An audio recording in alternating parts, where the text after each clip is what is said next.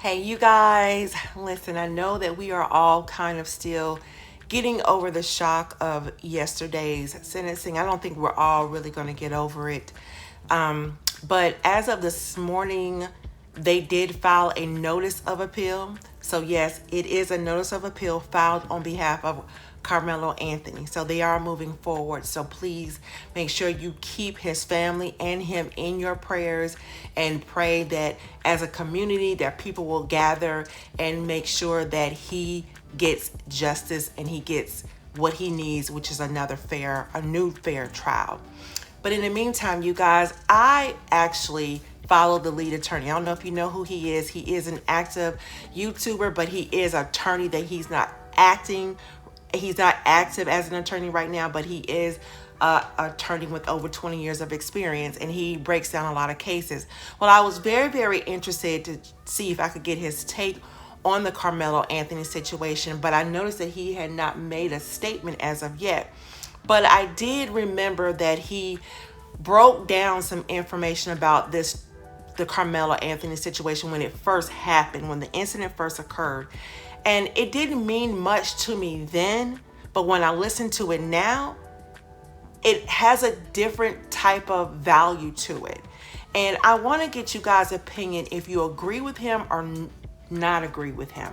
The question is, do you think his parents may have made a bad decision when it came down to making statements and putting certain activists out front? And do you think that making amends with Jeff Metcalf would have been the answer to possibly getting Carmelo a lighter sentence or even an acquittal? Or do you disagree with them? Let me know down in the comments. On how many of you were surprised at a point that I made in my last video on how Carmelo Anthony's family has actually costed Carmelo extra years in prison. So many extra years. You wanted me to expound on that further because you had not heard anyone make that point. Well, that's why I'm here. I'm giving you the perspective not of a YouTuber reacting to news, but of an attorney who's practiced for more than 20 years. This is behind the scenes info, so let's get to it. Now, let me explain on how Carmelo's mother basically sentenced her own son Carmelo to an extra 10 to 30 more years in prison and what she can do about it now to try to fix it. I explained in my last video that Carmelo's mother apparently hired a family spokesperson, one Dominique Alexander.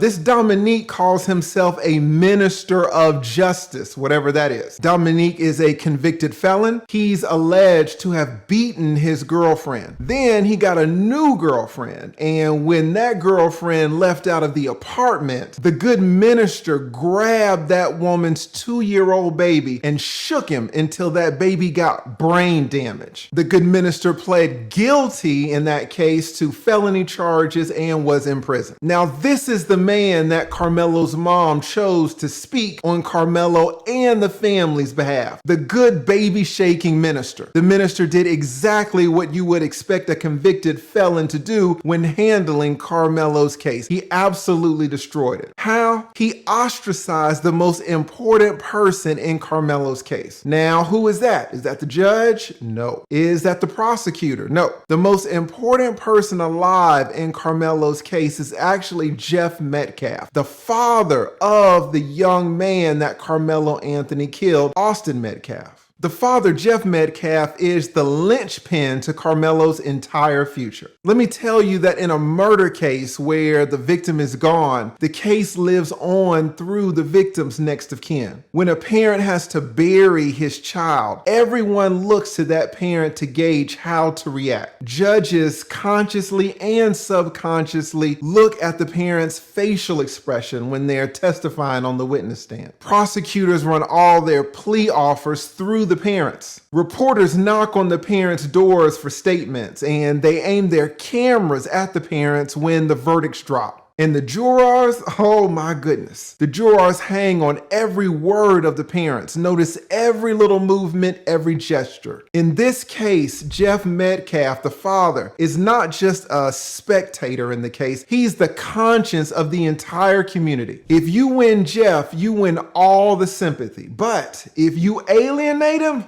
you can go to prison for life. Now, months ago, Jeff Metcalf, the father, he did something unthinkable. Reporters, as they always do, shoved a microphone in this grieving father's face and asked him, "How do you feel about this Karmelo Anthony?" Do you know what he said? Jeff Metcalf said, and I quote, "You know what? I've already forgiven this person. Already." Now, that is amazing. It's amazing that Jeff would have the strength to do that, because I would be incapable of that. The maturity, the wisdom, the strength, I just would not have it. Now, that baby shaking minister is not going to know this, but when a father makes a statement like that, a statement of forgiveness, the entire Karmelo team has to drop everything. This is a once in a lifetime opportunity. Your entire legal strategy has to change. I can tell you as an attorney that you call an emergency meeting with all the lawyers, all the family, maybe PR consultants if the family has means for that. You bring everyone together to get them on the same page and let them know that this case will revolve around one person, Jeff Metcalf, the father. So when Karmelo's mother heard what Jeff said about her son, what do you think that this lady did? She handed the microphone at a press conference to the baby shaking minister of justice. And at that press conference where Jeff Metcalf showed up to pray with the family, the baby shaking minister called the police and had Jeff kicked out.